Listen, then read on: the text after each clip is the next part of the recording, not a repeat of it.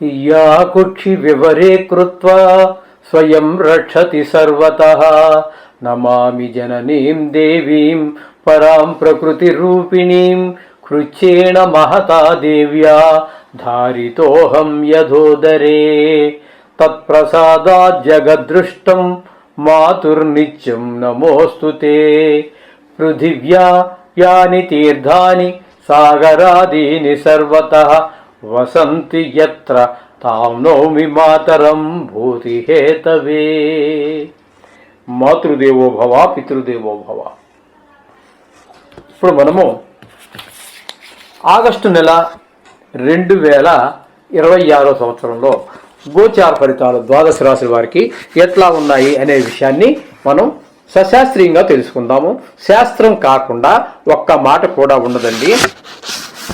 మిమ్మల్ని ఆనందపరచడం కోసం ఏవో లేనిపోని మీకు లక్షలు వస్తాయి, కోట్లు వస్తాయి, నువ్వు కోటీశ్వరుడు అయిపోతావు, పిల్లకి పెళ్ళి అయిపోతుంది, నీ వెనకాల 5 అమ్మాయిలు పడుతున్నారు, ఇలాంటివి ఏమీ ఉండవండి.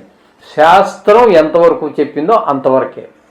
రాశి పెట్టుకుని బల్లగుద్ది చెబుతున్నా హరి హరాదులు ఈ బోడిగాడు చెప్పేదానికి హరి విష్ణువు, హరుడు అంటే శివుడు, వీళ్ళు కూడా తప్పించలేరంట. ఇలాంటివన్నీ ఏం ఉండవండి. శాస్త్రం చెప్పినంత వరకు నేను చెప్తాను. అందుచేత మీరు శాస్త్రమే కావాలనుకుంటే దీన్ని చూడండి మా ఛానల్స్. మిగతావి మీకు అలాంటి ఆనందాన్ని ఇచ్చేవి, చెవులకి ఆనందం, మనసుకి ఆనందం 5 నిమిషాలే, తర్వాత ఏముండదు. అది తర్వాత ఏడిపే. ఎందుకంటే మీరు దానికోసం ఎదురు చూసి డిసప్పాయింట్ అయిపోతాం, నిరాశ చెందుతాం. తర్వాత అంత దానివల్ల ప్రయోజనం ఉండదు. కాబట్టి శాస్త్రం కావాలంటే మాత్రం ఇప్పుడు మన ఛానల్ ఏ ఛానల్లో మీరు చూస్తున్నారో దీన్ని సబ్స్క్రైబ్ చేసుకోండి. మీరు యథార్థాన్ని తెలుసుకోండి. మిథున రాశి వారికి ఆగస్టు నెల 2026 సంవత్సరంలో గోచార ఫలితాలు మనం ఒకసారి విశ్లేషించుకున్నట్టయితే దాన్ని తగిన మనకి ఎక్కువ ఏదైనా కొంచెం ప్రమాదం జరిగేటట్టుంటే దాని నుంచి ఆ జపం చేసుకోవడం ద్వారా తప్పించుకోవడం జరుగుతుంది. లేదా మంచి జరిగేటట్టుందా దాన్ని కొంచెం పెంచుకోవడానికి కూడా అవకాశం ఉంటుంది. ఇది ఫ్యూచర్ని ఎంతసేపు ఇది భవిష్యత్తును సూచించేటటువంటి శాస్త్రం, ఏకైక శాస్త్రం సృష్టి మొత్తానికి జ్యోతిష్ శాస్త్రమే. కాబట్టి కాస్త భవిష్యత్తును తెలుసుకునే ఆ తాపత్రయం అందరికీ ఉంటుంది. ఎంత పైకి బడాయి కవులు చెప్పినా నేను నాస్తికున్నాన్నా, నేను నమ్మనన్నా ఉత్తిదే ఏమి లేదండి. ఖచ్చితంగా నమ్మి తీరుతాడు. లోపల వాడు మనసులో ఒకటి ఉంటుంది, పైకి ఒకటి ఉంటుంది. వాదించడం మీకు అడ్డగోలుగా వాదిస్తాడు. అడ్డగోలుగా వాదించే వాడి దగ్గరికి ఎప్పుడు మీరు వాదన దిగద్దండి. మీరే కాదు, అసలు వాదనకి దిగితే ఎవరూ గెలవరండి ప్రపంచంలో. అంచేత ఎప్పుడు వాదనకి దిగద్దు. మీ నిర్ణయం మీరు తీసుకోండి. వినదగును ఎవ్వరు చెప్పిన వినంతను వేగపడక వివరింపదగును కనీ కళ్ళ నిజము తెలిసిన మనుషుడవో మహిళ సుమతి అని సుమతి శతకారు బద్దెన గారు ఆనాడే చెప్పాడు. అంచేత ఎవరితో వాదనలు అనవసరం. లేదా అది అలా కాదు ఇలా ఓకే అవ్వచ్చేమో, వెళ్ళిపో, నీ దాన్ని వెళ్ళిపో. వాడు ఎంతసేపు అవుతాడు? దిగితే ఇంకా రంగంలోకి వాడు రెచ్చిపోతాడు. లేదా మనకుందనుకోండి ఆ గుణం, మనం రెచ్చిపోతాం.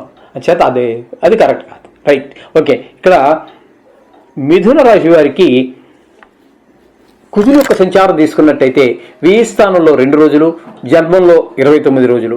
ఈ 2 స్థానాల్లో ఉన్న కుజుడు పూర్తి వ్యతిరేక ఫలితాలే ఇస్తున్నాడు. అంటే జన్మంలోనే ఉన్నాడు కాబట్టి కాస్త ప్రవర్తన చెడు వైపు ఉండటము, చెడు ఆలోచనల వైపు, చెడు ప్రవర్తన వైపు ఆకర్షితులు అవ్వటం, అవసరమైతే అవకాశం ఉంటే ఆ చెడు ప్రవర్తననే ఆచరించడం కూడా జరుగుతుంటుంది. అసలు ఆ ఆలోచనే లేదు, అటువంటి మనస్తత్వం కాని వాడు కుజుడు గారు ఏం చేసినప్పటికీ కూడా కొన్ని ఏదో చెడ్డ చేస్తారు, దాన్ని మనం తప్పించుకోవచ్చు. అసలు స్వతహాగానే మనలో ఉందనుకోండి కొంత ఆ దుర్గుణాలు, బానిసైపోతాం, అందులో ఏం సందేహం లేదు. అంచేత ఈ కుజుడు గురించి మీకు అనుకూలుడు కాదు. మిథున రాశి వారికి నెల రోజులు అనుకూలుడు కాదు. ఇక రవిని తీసుకున్నట్టయితే 2వ స్థానంలో 17 రోజుల పాటు సంచారం చేస్తూ ఉన్నారు. తదుపరి 14 రోజులు తృతీయ స్థానంలో సంచారం చేస్తున్నారు. ఈ మొదట 2వ స్థానంలో సంచారం చేసేటటువంటి 17 రోజుల్లో డబ్బులకి ఇబ్బంది పెడతారు. కుటుంబంలో కొంచెం ఆహ్లాదకరమైన పరిస్థితి ఉండదు. ఈ విధమైన పరిస్థితులు అక్కడ ఉంటే 3వ స్థానం అయినటువంటి కర్కాటకంలోనికి వచ్చిన తర్వాత ఆయన అనుకూలమైన ఫలితాలు. అందరూ కూడా మీరు సహాయ సహకారాలు అంటే మన వాచ్యకర్మణ, అందరినీ మనమేం డబ్బులు అడుగుతామని కాదు. సహాయం అంటే డబ్బులు ఒకటే కాదండి.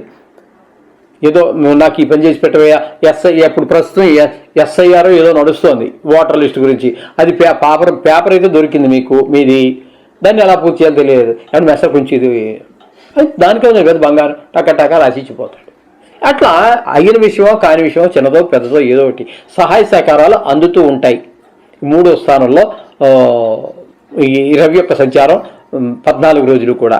అలాగే బుధుని యొక్క సంచారం తీసుకున్నట్టయితే బుధుని యొక్క సంచారం జన్మంలో అంటే మిథునంలో 5 రోజులు సంచారం చేస్తున్నారు. 5 రోజులు మాత్రం చెడు ప్రవర్తన చెడు ఆలోచనలకేసే మొగ్గు చూపుతాడు.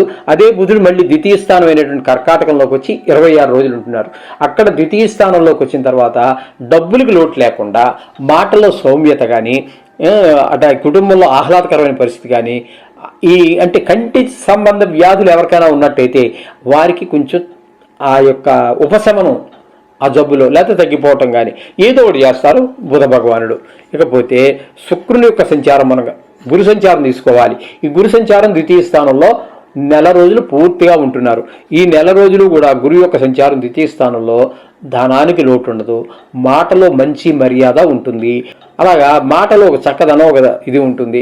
అదే మనిషి ఇప్పుడు ఒకే మనిషి ఎప్పుడు ఒకే రకంగా కూడా ఉండడండి. ఒక్కోసారి అసలు నెలంతా గజిబిజిగా ఉంటాడు అనేక ప్రాబ్లమ్స్ తోటి. ఈ మనిషి చక్కగా మాట్లాడినవాడే ఈ నెలలో. ఇప్పుడు ఆగస్టు నెలలో బాగానే మాట్లాడతారు, ద్వితీయ స్థానంలో ఉన్నారు కాబట్టి గురువు. మరి సెప్టెంబర్ దగ్గరికి వెళ్ళి 3లో వెళ్తాడు. అప్పుడు ఏం చేస్తాడు ఆయన? ఈ సౌమ్యత ఈ మర్యాదలు ఉండవయ్యా, నా పనులు నా తలనొప్పిలో నేను ఉన్నాను అంటాడు. వచ్చేది మనిషి ఎప్పుడూ ఒక రకంగా ఉండద్దండి. ప్రతి నిమిషంలో కూడా గ్రహాల యొక్క ప్రభావం ఖచ్చితంగా ఉంటుంది. ఒక్క మాటే కాదు, ధన విషయంలోనే కాదు, ప్రవర్తన విషయంలోనే కాదు, గాయాల విషయంలోనే కాదు, ఆరోగ్య విషయంలోనే కాదు, మనిషికి ఎన్ని సమస్యలు అయితే ఉన్నాయో అన్ని సమస్యల్లోనూ ఖచ్చితంగా నవగ్రహాల యొక్క పాత్ర ప్రతిరోజు ఉంటుంది. ఇంకా చెప్పాలంటే రోజు కూడా తీసుకోకర్లా, లగ్నాంత కాలాలు ఉంటాయి. ప్రతి 2 అవర్స్కి ఒకసారి మారిపోతుంది. ఒక రోజుకి 24 గంటలు అయితే పగలు 6 లగ్నాంత కాలాలు, రాత్రి 6 లగ్నాంత కాలాలు ఉంటాయి. అంటే 2 గంటలకు ఒకసారి మన ప్రవర్తనలో ఖచ్చితంగా తేడా ఉంటుంది. ఉదాహరణకి అర్జునుడిని తీసుకుందాం. ఆయన పొడి చేస్తాను, ఆయన యుద్ధం చేసేస్తాను, చంపేస్తాను అన్నాడు. బాణం పెట్టుకున్నాడు, ధనసులు పట్టుకున్నాడు, అన్ని పట్టుకున్నాడు. అక్కడికి వెళ్ళాడు, రథం ఎక్కాడు, శంఖం ఊరించాడు. బాబా ఒక్కసారి ఆపువా, అందులో ఎవరెవరు ఉన్నారో చూస్తానన్నాడు. అక్కడికి వెళ్తే ఎవరున్నారు అందులో? వాళ్ళ కజిన్ బ్రదర్సు, వాళ్ళ గురువులు, వాళ్ళ తాతలు, వాళ్ళ ముత్తాతలు, మేనమావ అందరూ వీళ్ళేగా, వాళ్ళ జనమేగా. భావన చేయను అన్నాడు. ఎందుకు మారిపోయింది అక్కడ? చేతకాక కాదు, ఆయనకి యుద్ధం చేయడం వచ్చు, యుద్ధం చేయకుండా ఉండడం వచ్చు. కానీ అక్కడ లగ్నం మారిపోయింది. లగ్నం మారిపోయినప్పుడు ఎవరో వేరే గ్రహం ఏదో వచ్చేసింది ఆ లగ్నానికి. మారిపోయింది మనస్తత్వం. 10 నిమిషాలు అలా ఇంటి దగ్గర బయలుదేరి ఆయన మరి మారిపోతుంది. అంతే, మనమైనా అంతే. 2 అవర్స్లో ఒక్కొక్కసారి ఖచ్చితంగా మనిషి యొక్క మనస్తత్వం మారిపోతుంది. ఇది గమనించుకోండి. అర్థమైంది అనుకుంటాను. ఓకే, ఈ విధంగా గురువు నెలంతా కూడా ద్వితీయ స్థానంలో ఉన్నారు. ఆయన చక్కగా మాట్లాడటం, అవన్నీ డబ్బులు వాక్ లేకుండా ఉంటాయి, ఇవన్నీ ఆయన చూస్తారు. ఇకపోతే శుక్రుడి యొక్క సంచారం తృతీయ స్థానంలో 2 రోజులు, చతుర్థ స్థానంలో 29 రోజులు. అంటే మొత్తం మీద ఈయన నెలంతా కూడా పూర్తి శుభుడే. 4వ స్థానంలో ఉన్నప్పుడు విద్య విషయంలో, భూమి విషయంలో, గృహ విషయంలో, వాహన విషయాల్లో అన్నిట్లో బాగుంటుంది. విద్య విషయంలో ఇట్లాగా. తృతీయ స్థానంలో ఉన్నప్పుడు కూడా అందరి యొక్క సహాయ సహకారాలు ఉంటాయి. అంటే నెల పూర్తిగా శుక్రగ్రహం ఈ మిథున రాశి వారికి అనుకూలమైన ఫలితాలు ఇస్తూ ఉన్నాడు. ఇకపోతే భాగ్యస్థానంలో రాహుగ్రహ సంచారము అంత శుభ ఫలితములు ఇవ్వజాలు. తండ్రి గారి ఆరోగ్య విషయంలో కానివ్వండి, గుళ్ళు గోపురాలు తిరిగి ఏదో కాస్త మనసు ప్రశాంతత కోసం వెళ్దామనుకున్నా కూడా వెళ్ళలేనటువంటి దౌర్భాగ్య పరిస్థితి ఉంటుంది భాగ్యస్థానంలో రాహుగ్రహం ఉండటం వల్ల. ఇకపోతే దశమ స్థానంలో శని భగవాన్ యొక్క సంచారం జరుగుతోంది. ఈ శని భగవాన్ యొక్క సంచారము ఈ దశమ స్థానంలో ఉన్న కారణంగా వృత్తిపరమైనటువంటి ఆటంకాలు ఏర్పడుతూ ఉంటాయి. సొంత ఉద్యోగం, సొంత వ్యాపారం కావచ్చు, లేకపోతే వేరే వ్యాపారస్తుల దగ్గర మనం ఉద్యోగం చేస్తూ ఉండొచ్చు, గవర్నమెంట్ జాబ్ కావచ్చు, ఏది ఏమైనప్పటికీ కూడా వృత్తిపరమైన ఆటంకాలు ఉంటూ ఉంటాయి.